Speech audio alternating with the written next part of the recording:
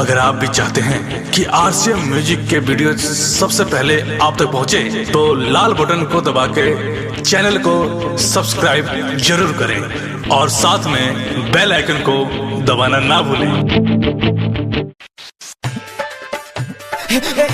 धनंजय भैया का भैया हम डमर के देख लिया ना, एक पूरा दिन मुर्गा ले जाते रहा।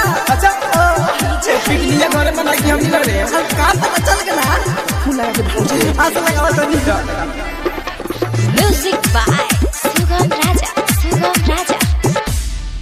कि याद फार्म वाला खुश बाटे असो नया साल में हो असो नया साल में लो हसुन पे आज तू बिकाई टाटा काल में बिकाई टाटा काल कि याद दिनवा में देखो निया रात देखो नी मुर्गा घरे घरे सब के ले जाता देखानी घरे सब के ले जाता देखनी मुर्गा घरे सब के ले जाता मुर्गा घरे सब के ले जाता देखनी मुर्गा घरे सब के ले जाता देखनी मुर्गा घरे सब के ले जाता देखनी।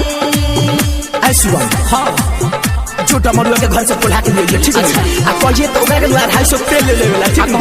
आ कहूं पर माई मारती तब हो अरे पहले ही डिसाइड कर के जाके पूछ तो पहले अरे लुका के जाइए। हां यार नया साल में कोइले बा कम सुना दाम रे कम सुना दाम रे 100 रुपया बिकता खुली आम रे बिके खुली आम रे नोट बना सहुआ भजात देखनी हरे घरे घरे मुर्गा ले जात देखनी घरे मुर्गा काटात देखनी मुर्गा घरे सब के ले जात देखनी।